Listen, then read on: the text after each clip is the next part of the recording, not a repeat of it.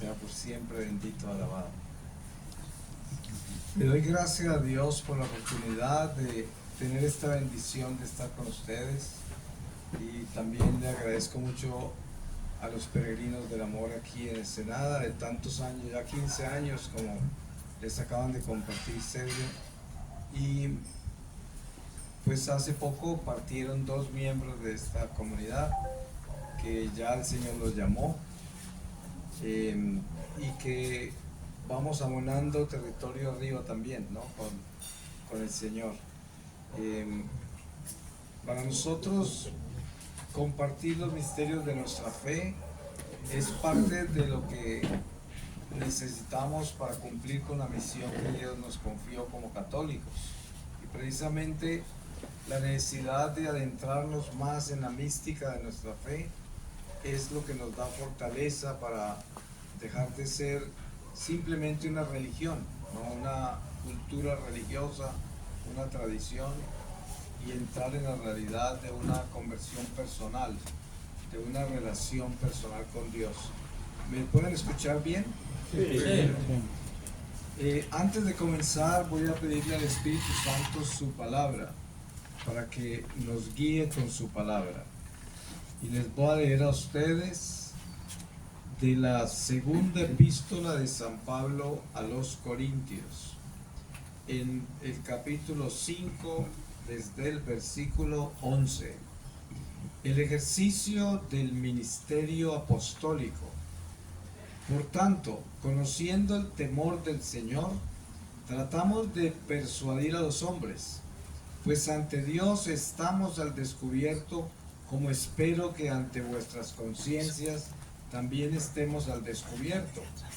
No volvemos a recomendarnos ante vosotros, solamente queremos daros ocasión para gloriaros de nosotros, y así tengáis de qué responder a los que se glorían de lo exterior y no de lo que está en el corazón.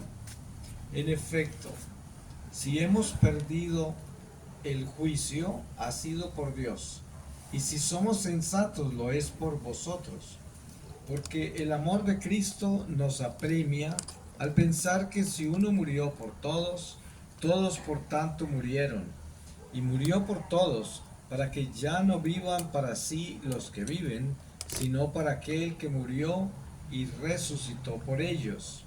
Así que en adelante ya no conocemos a nadie según la carne, y si conocemos a Cristo según la carne, ya no le conocemos así. Por tanto, el que está en Cristo es una nueva creación. Pasó lo viejo, todo es nuevo. Y todo proviene de Dios, que nos reconcilió consigo por Cristo y nos confió el ministerio de la reconciliación. Porque en Cristo estaba Dios reconciliando al mundo consigo, no tomando en cuenta las transgresiones de los hombres, sino poniendo en nosotros la palabra de la reconciliación. Somos pues embajadores de Cristo, como si Dios exhortara por medio de nosotros. En nombre de Cristo suplicamos, reconciliados con Dios. A quien no conoció pecado, le hizo pecado por nosotros, para que viniésemos a hacer justicia de Dios en él. Palabra de Dios. Te alabamos, Señor. Pues el triunfo de Cristo en el corazón del hombre tiene que ver en el principio de nuestra fe. El bautismo es el triunfo de Dios y la salvación de nosotros, porque en Cristo hemos resucitado a la vida, porque estábamos muertos, como nos enseña nuestra doctrina católica, como nos enseña Jesús. Y es muy difícil para nosotros racionalmente entender de que estábamos muertos, porque uno se considera muy vivo, se considera que está vivo, y por lo tanto, ¿quién lo va a convencer a uno de que uno está muerto? Porque es como son términos espirituales, están por encima de nuestra razón, y entonces cada que estamos adentrándonos en este misterio tenemos que asumir el mundo espiritual, porque si no, de nada vale reflexionar en las cosas de Dios, porque las cosas de Dios no son racionales, a pesar de que la razón Dios nos la ha dado para que por medio de ella podamos también escalar a las cosas espirituales. Sin embargo, por la razón sola no se encuentra el Espíritu, porque el Espíritu nos lo dio Dios a nosotros. El Espíritu llegó a nosotros. Es como nosotros fuimos transformados en seres sobrenaturales. Yo les pongo un ejemplo a ustedes que son católicos y que conocen la iglesia y sus tradiciones, su doctrina. Les pongo un ejemplo del agua bendita. Cuando llevamos agua a la iglesia para que el sacerdote la bendiga, llevamos agua natural. La iglesia se dirige al agua como criatura y la bendice.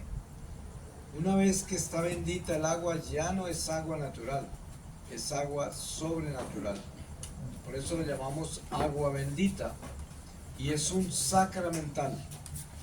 Y entonces la iglesia nos enseña que esa agua, si la esparcimos y hay espíritus del mal en el aire, se ahuyentan y se queman, porque no resisten esa agua, porque esa agua lleva el Espíritu Santo. Cada gota de esa agua lleva el Espíritu Santo. Estamos hablando de una criatura inferior, el agua.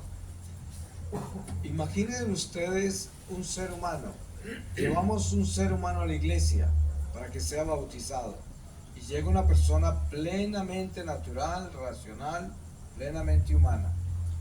Una vez que es bautizada, ya se convierte en una persona sobrenatural. Ya no es natural. Y eso somos nosotros. Nosotros ya no somos simplemente criaturas racionales, naturales, humanas, sino que somos sobrenaturales. Les voy a dar un ejemplo. Antes de que Jesús ascendiera al cielo y antes de que enviara el Espíritu Santo, el Paráclito, los apóstoles estaban encerrados bajo llave de miedo de los judíos. Y Jesús resucitó y estuvo entre ellos por 40 días.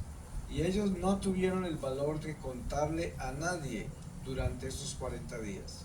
A nadie le contaron semejante milagro de que se les apareció el Señor que los judíos habían matado. Porque no tenían esa fuerza. Porque eran seres comunes, naturales, racionales. A pesar de ser judíos con sus tradiciones judías.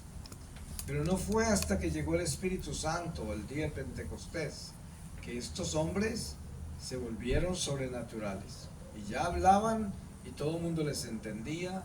Y ya se iban al templo de Jerusalén a predicar. Y ya eran los judíos los que les tenían miedo a ellos. Porque no entendían estos hombres de dónde sacaron esa sabiduría y esos dones, portentos, milagros, sanaciones que hacían. Ya eran sobrenaturales, completamente. Y además tenían un don muy grande que todos nosotros tenemos y que no todos lo abrazamos, que es el don de fortaleza. No tenían miedo, no tenían miedo de morir. La prueba está que todos murieron mártires, porque se fueron a llevar las nuevas del Evangelio sin miedo y los mataron a todos. Pero ese es el camino de la iglesia. Ahora, para entender cuál es el triunfo de Dios en el corazón del hombre, el triunfo de Dios en el corazón del hombre primero del bautismo, que nos escoge, nos separa, porque estamos predestinados. Ustedes se pueden imaginar, cuando usted lee las Escrituras y se le dice que nosotros los católicos somos un pueblo escogido por Dios, su ejército, un pueblo escogido, separado, predestinado. Quiere decir, desde antes de nacer ya éramos católicos, ya estábamos escogidos. Nadie se hace católico por voluntad humana, aunque aparentemente puede ser que una persona, como sucede, a los 50 años, a los 80 años, se hace católico. Pero resulta que esa persona nació para ser católico. Dios lo hizo católico, solo que su tiempo todavía no era para entrar antes, sino que entró a la edad que Dios lo tenía predestinado. Esto hace que entendamos nosotros que nuestra vida es una batalla espiritual, porque hablando de todo esto que hemos recibido y lo que somos nosotros, tenemos que entender qué es lo que estamos haciendo cuando se dice que somos un ejército. No existe un ejército sin enemigos, de lo contrario no habría necesidad de tener ejército, porque un ejército se forma para defender, para velar de la seguridad, porque hay peligro, porque hay enemigos, porque hay que cuidar, entonces se crea un ejército. Dios nos crea a nosotros como ejército para que nosotros defendamos las almas del diablo. Entonces, ¿cuál es la batalla nuestra? Satanás es la batalla nuestra. Y claro, en el mundo que vivimos hoy, la gente no quiere oír del diablo, ni del infierno, ni del pecado, porque vivimos en una sociedad de comodidades, de velocidad, donde la gente no quiere sacrificarse, ni sufrir, ni hacer ningún esfuerzo, y mucho menos que le hablen del infierno, porque le dañan la vida, le dañan su comodidad. Por lo tanto, no es común que entre el catolicismo de hoy se hable la verdad desnuda, donde se dice es que el diablo es una persona que existe y que no nos quiere y que es nuestro enemigo, y mientras estemos en camino tenemos que estar vigilantes para que podamos nosotros tener la defensa del enemigo que nos quiere destruir. Porque, ¿qué sucede? Los espíritus son cuerpos intelectuales, no son cuerpos físicos, obviamente, por eso no los podemos ver, pero son cuerpos intelectuales, que quiere decir, ellos actúan por medio del intelecto. Ellos nos atacan a nosotros a través de nuestros propios pensamientos, sentimientos, tendencias, emociones, pasiones, ideas, la imaginación nuestra. Todo eso lo ocupan ellos en un momento dado, y por eso nosotros no nos damos cuenta de la acción del demonio en gran parte de las ocasiones. Está en una forma subliminal actuando en nosotros. Yo le digo a la gente, si usted se fue a dormir en paz y se levantó preocupado, pues tiene que haber una explicación muy clara sobre eso. ¿Por qué se va a levantar preocupado si se acostó en paz? ¿Qué pasa? Que cuando usted despertó, tiene un visitante y lo tiene que exorcizar, porque esa preocupación, esa angustia, eso que usted tiene ahí, que no tenía cuando se acostó, eso no es usted y no tiene nada que ver con su vida, porque si no, entonces lo hubiera tenido antes de acostarse también. Lo que tiene ahí es un espíritu que está ahí y que le quiere dañar su día, le quiere dañar su vida. Por eso uno inmediatamente tiene que sacar la vigilancia y orar hasta sacar esa preocupación o angustia o lo que sea que lo esté embargando, y sacarlo antes de dar un paso afuera del lecho, porque esa es la batalla en que estamos. Desafortunadamente, tanta gente hoy en la iglesia no tiene conciencia espiritual y por lo tanto no cree esta dimensión del demonio y no piensa que el demonio actúa en ninguna forma en nuestra vida. Por lo tanto, pues son esclavos del diablo en cierta forma, porque no se defienden de él. Y claro, nosotros sabemos que la iglesia nos ha dado todas las armas para poder defendernos, porque Dios todo lo hace perfecto. Si Él nos escogió como miembros de su iglesia, como soldados de su ejército, Él nos dio todas las armas, porque Él es un Dios justo, bueno, misericordioso y perfecto. Entonces, para nosotros tener la certeza de que estamos fortalecidos para llevar a cabo la misión de cada día, porque es cada día que la llevamos, necesitamos entender la fuerza que hay en los sacramentos. La vida de oración, que uno sepa que uno debe mantener su corazón en Dios. Yo siempre doy un ejemplo básico sobre esto. Un esposo fiel no tiene que hacer ningún esfuerzo para serle fiel a su esposa, ni lo piensa, es fiel. Y donde quiera que esté, su esposa está en el corazón y su familia. Y esto es lo que somos nosotros con Dios. No debemos hacer ningún esfuerzo para serle fieles a Dios, porque si lo amamos, le somos fieles. Y donde quiera que estemos, estamos con Dios. Y esta es la fuerza que nos da la protección contra el demonio, el que estemos en Dios siempre. Obviamente que cada uno de nosotros tiene que recorrer un tramo largo para alcanzar la santidad. Y es una lucha diaria, porque para ser bueno hay que ser muy valiente. Hay que ser muy valiente para tener paciencia, para perdonar, para tener compasión y caridad. Para esto necesita valentía. Sí, el infierno está lleno de cobardes, pero el bien necesita valientes. Al cielo solo entran los valientes. Usted tiene que ser muy valiente para amar de verdad, muy valiente, y sobre todo a perdonar. Por eso la lucha nuestra es una lucha de valentía, de atrevernos a las cosas buenas, porque el mal cualquiera lo hace sin ningún esfuerzo.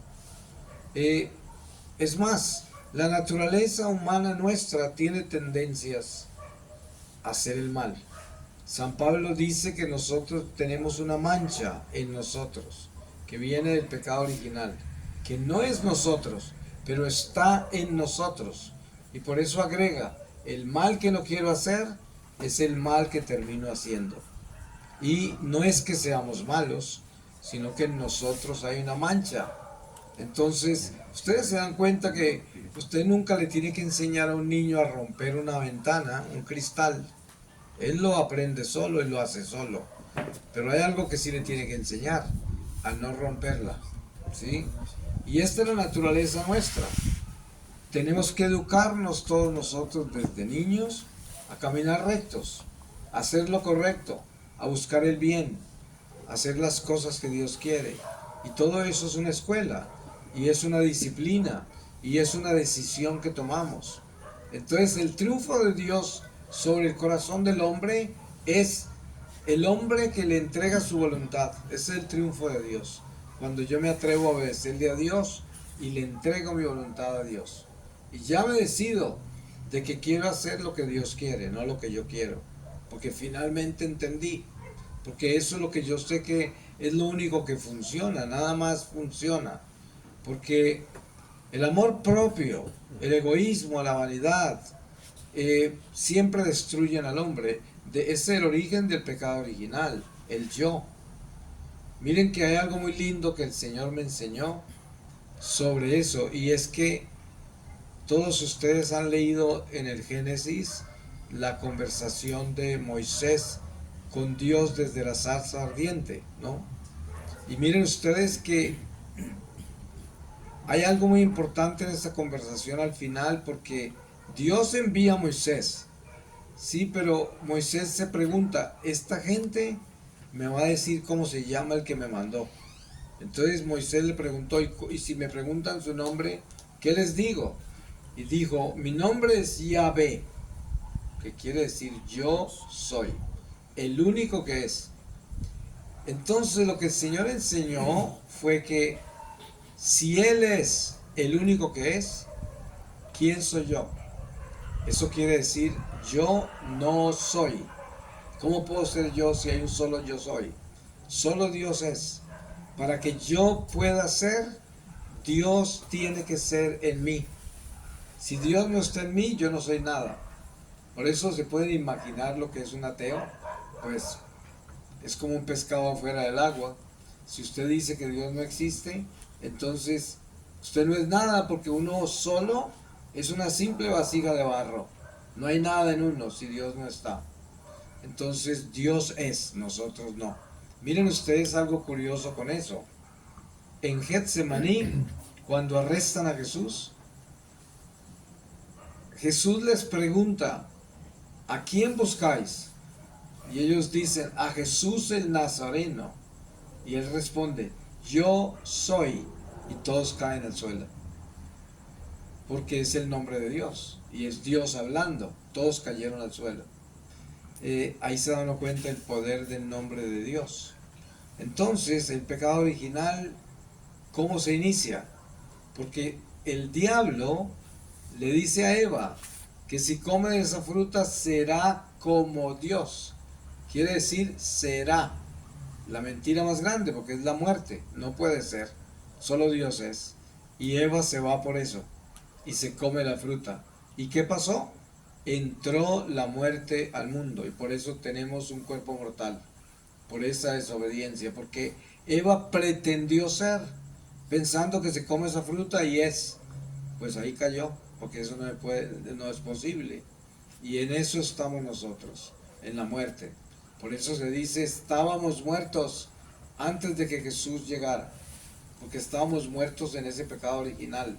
Entonces, el Espíritu Santo que nos dio Dios a nosotros con el bautismo, nos resucitó de esa muerte del pecado, pero nosotros tenemos que estar vigilantes de mantenernos en ese bautismo.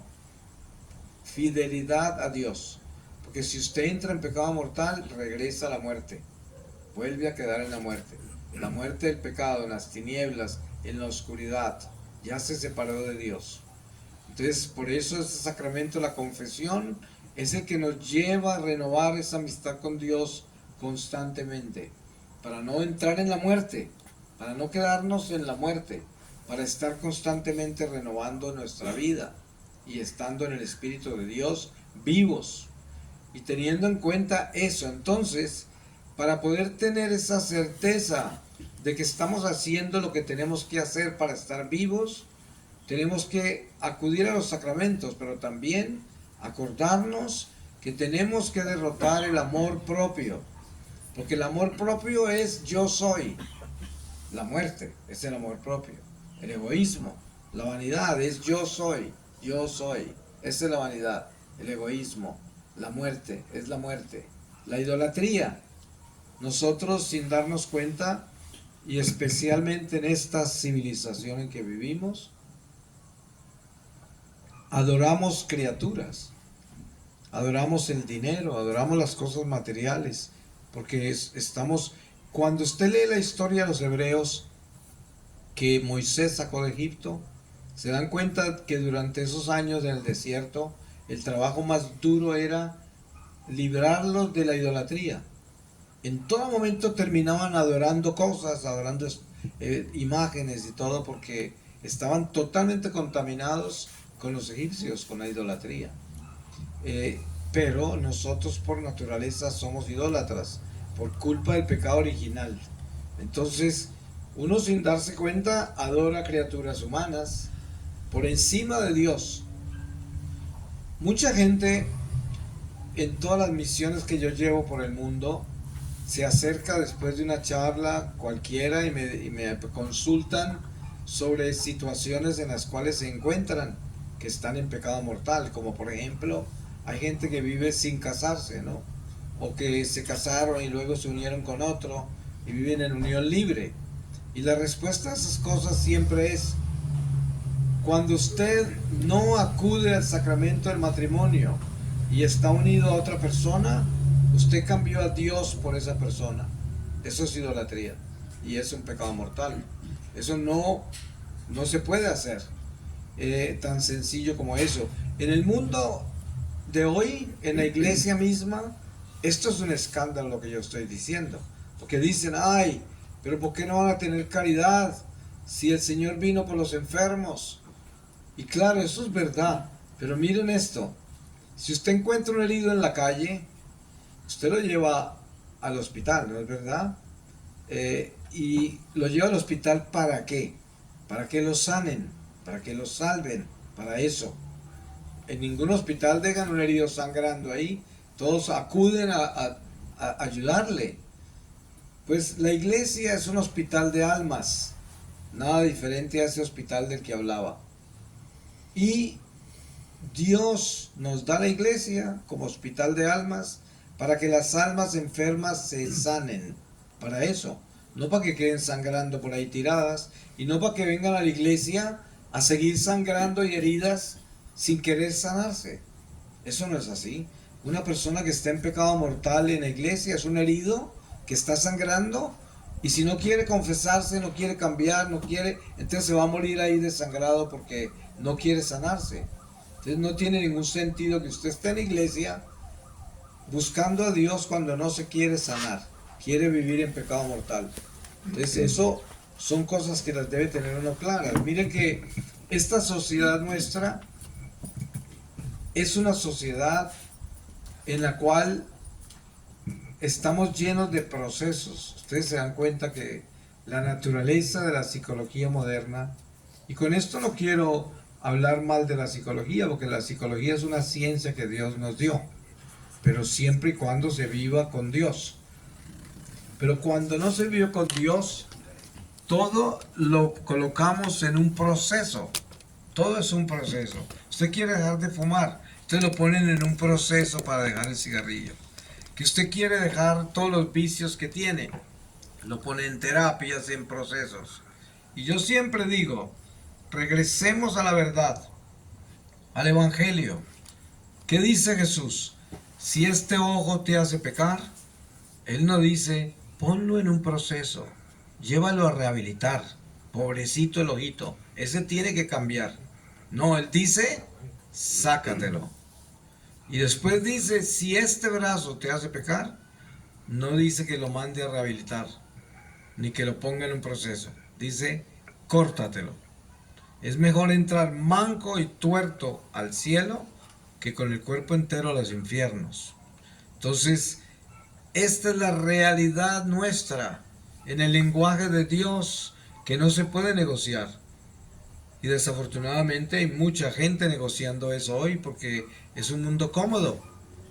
Mire, usted va a la farmacia y lo que más abunda son las pastillas para el dolor. Cientos de pastillas para el dolor. Nadie quiere dolor.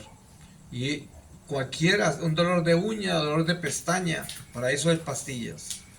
Porque la gente no quiere dolor de nada. Y entonces, como no quiere dolor de nada, no quiere escuchar la ley de Dios.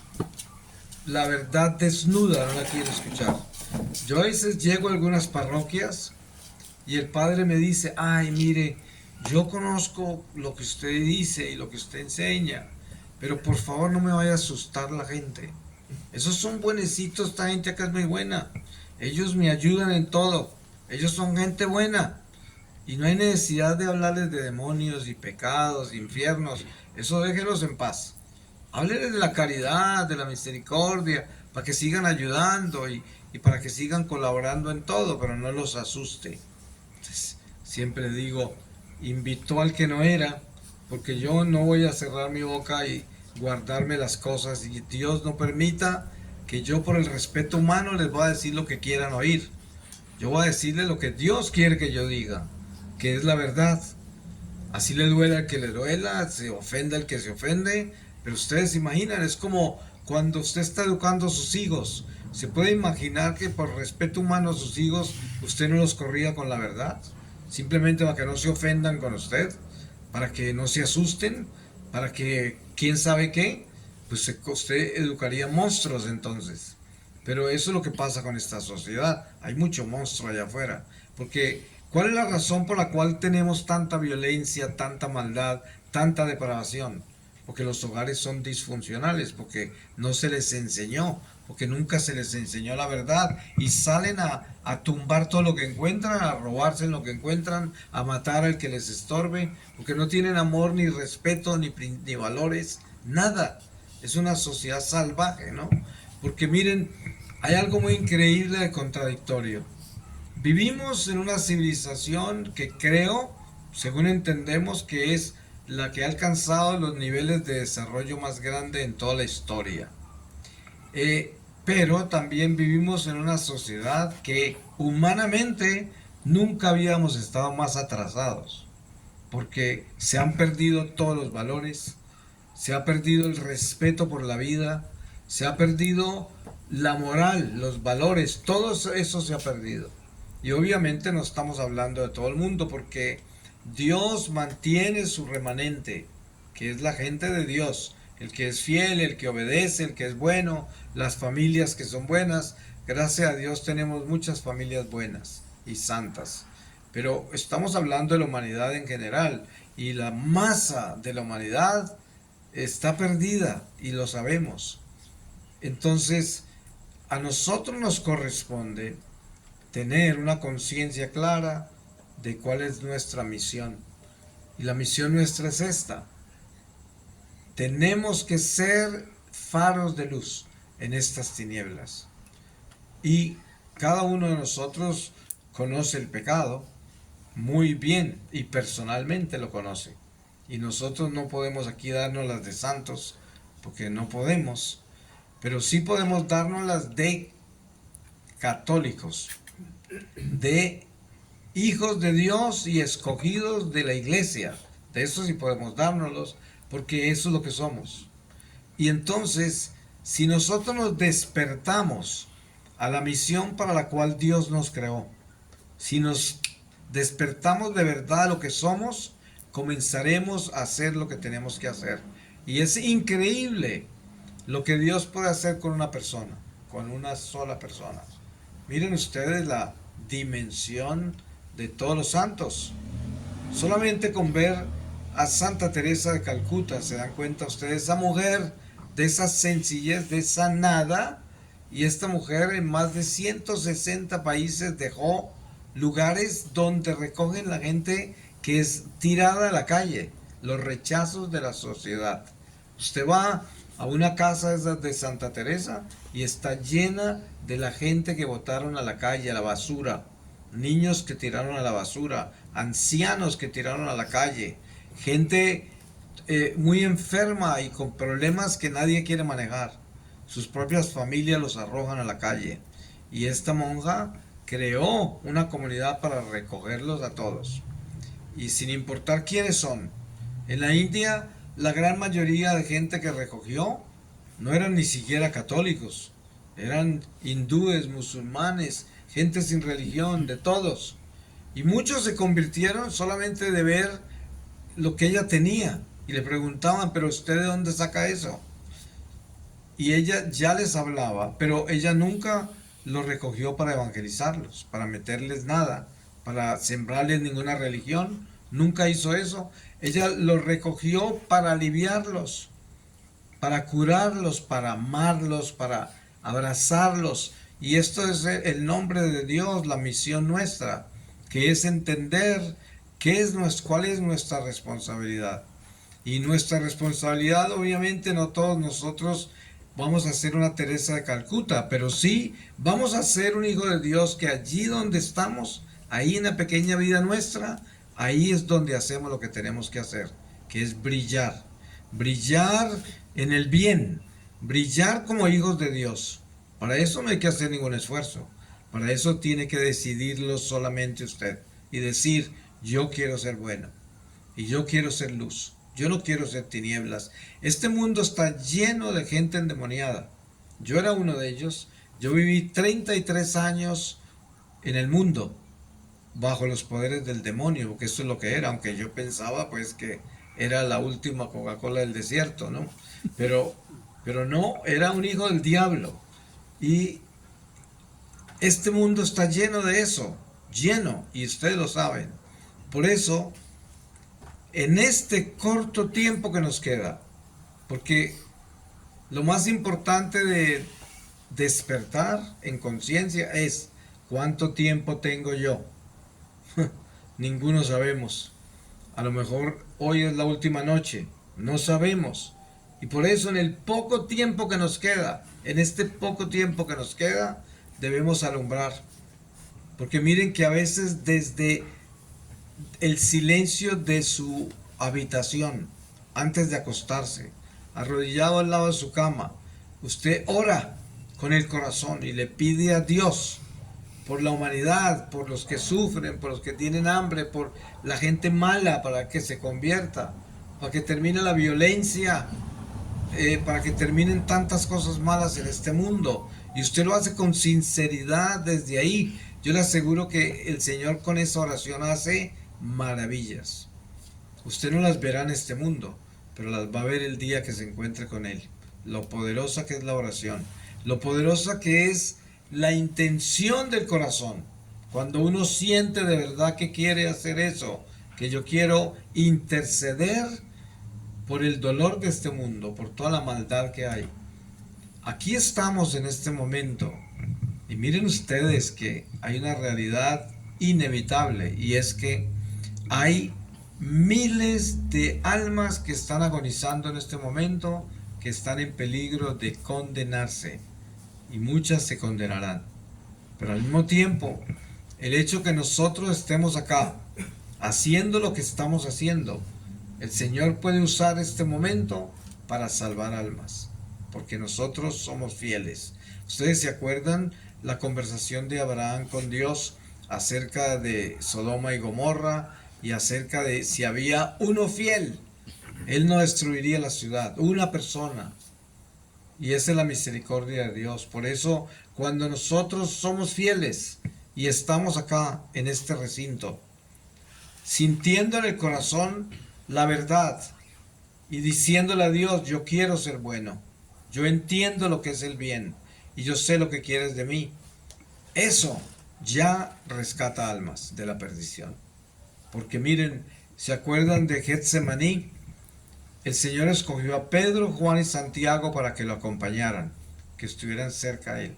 Y Él fue 3 veces, 2 de ellas, a decirles que no durmieran, que lo acompañaran. ¿Y por qué los necesitaba despiertos?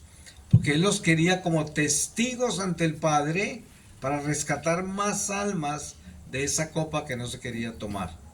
Y los necesitaba ellos de testigos. Y eso es lo que el Señor nos está diciendo esta noche. Él quiere que nosotros ahora, en este momento, seamos testigos ante Dios, para que Él nos use a cada uno de nosotros para rescatar almas que se pueden hundir en este momento, que pueden caer al abismo. ¿Se imaginan lo grande que es eso? Y eso somos nosotros. Y debemos entender que esa es nuestra vida. Por eso, no todo el mundo va a ser llamado a irse por todo el mundo como yo, a llevar esta noticia. Cada uno en su lugar, como dice San Pablo, quédate ahí donde el Señor te llamó. Ahí. Mucha gente anda por ahí buscando la voluntad de Dios. Y yo le digo a la gente, miren, la voluntad de Dios es nuestra santificación. Al Señor no le importa que usted sea carpintero, poeta, torero, lo que usted quiera hacer. Lo importante es que ahí donde usted está haciendo lo que decidió hacer, usted se santifique y sea bueno ahí donde está. Ustedes se dan cuenta lo bueno que es entrar a un edificio y encontrar un portero honesto, que está limpio, está bien vestido, dignamente y conoce su trabajo. Le puede decir a usted quién hay en el 5.º piso, qué hay que hacer acá y allá, y usted se siente honrado por ese portero, porque es un hombre honesto, porque hace su trabajo, porque es correcto. Todo eso es la bondad, el amor, la limpieza, la meticulosidad. Y nuestra vida debe ser así, santificarnos en lo que hacemos, sin importar qué es lo que hacemos. Cualquier cosa que hagamos, así sea limpiando zapatos aquí en la esquina, ahí lo hago con... Y ustedes saben eso, ¿cuántos lustrabotas no nos han animado la vida por un momento porque cantan, porque tienen un sentido del humor increíble y son pobres hasta donde uno no se puede imaginar? Sin embargo, más contentos que la mayoría de los ricos, ¿no? Porque tienen un canto que es el canto del amor, el canto de la paz, el gozo. Y yo con esto no quiero decir que hay que ser así para tener gozo. No, el gozo se consigue en cualquier nivel de vida, haciendo lo que usted haga. Pero lo importante es que ese gozo no viene sino del amor de Dios, nada más.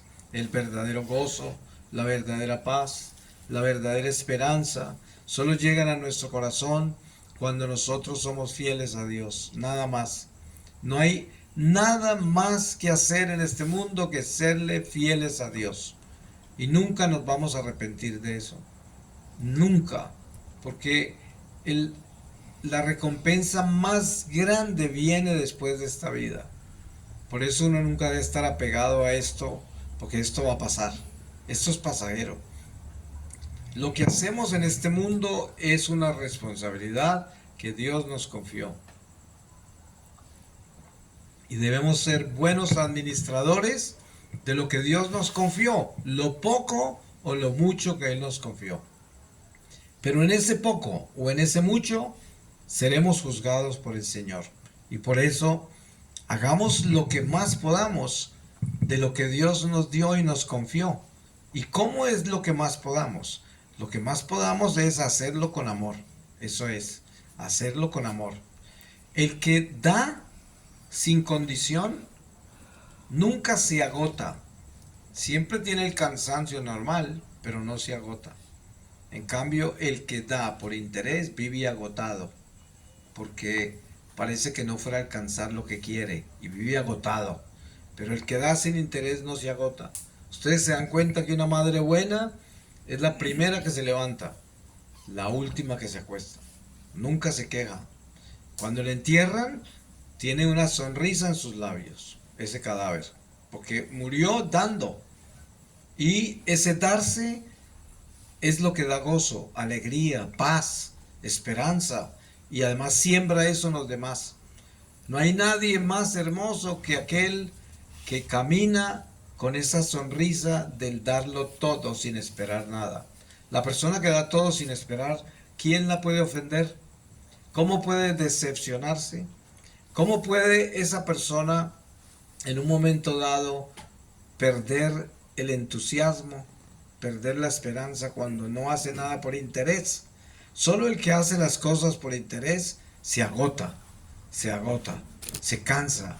Mira, hay tanta gente que dice, ay, ya no resisto más. Es que he hecho todo lo que he podido, pero esto no funciona. Ya no resisto más. Eso es lo más normal de escuchar en la gente. Están agotados. ¿Por qué? Porque no consiguen lo que quieren. Porque la gente no actúa de acuerdo a lo que ellos quieren. Y por eso se dañan los matrimonios, las relaciones entre amigos, entre padres e hijos, porque no resisten ya al otro, que están cansados, porque es que no reciben lo que quieren. Pero cuando aman sin condición, nadie los agota. No, porque no están esperando nada. Nadie los decepciona, porque no esperaban nada de nadie. Y este es el amor de Dios. ¿Qué tal que Dios se decepcionara de nosotros? Nos condenaríamos todos, ¿no? Voy a terminar con una lectura y les voy a leer a ustedes de la epístola a los Romanos, en el capítulo 10, desde el versículo 1. Hermanos, el anhelo de mi corazón y mi oración a Dios en favor de ellos es para que se salven. Testifico en su favor que tienen celo de Dios, pero no conforme a un pleno conocimiento, pues desconociendo la justicia de Dios y empeñándose en establecer la suya propia, no se sometieron a la justicia de Dios, porque el fin de la ley es Cristo, para justificación de todo creyente. Palabra de Dios. Te alabamos, Señor. Pues le doy gracias a Dios por todos ustedes y le pido a Dios que siembre en sus corazones ese celo por el amor verdadero, el amor incondicional, para que ustedes se atrevan a ser buenos y tengan la valentía de ser de Dios y no tengan ninguna duda de que lo único que podemos hacer en esta vida que valga la pena es llevarle a Dios a la gente. Pero para llevarle a Dios a la gente, primero lo tenemos que tener nosotros en el corazón. Primero hay que encender esa llama en el corazón y luego sembrar un incendio con esa llama por donde pasemos. Y Dios se encarga, porque nosotros somos simples instrumentos, pero el fuego de Dios se derrama desde nuestros corazones a toda la gente que nos rodea, incluso los extraños que cruzan nuestro camino todos los días. Gente que ni volveremos a ver, pero como llevamos a Dios en nuestro corazón, el Señor los bendice y nos daremos cuenta de eso el día que nos lo encontremos. Amén. Amén.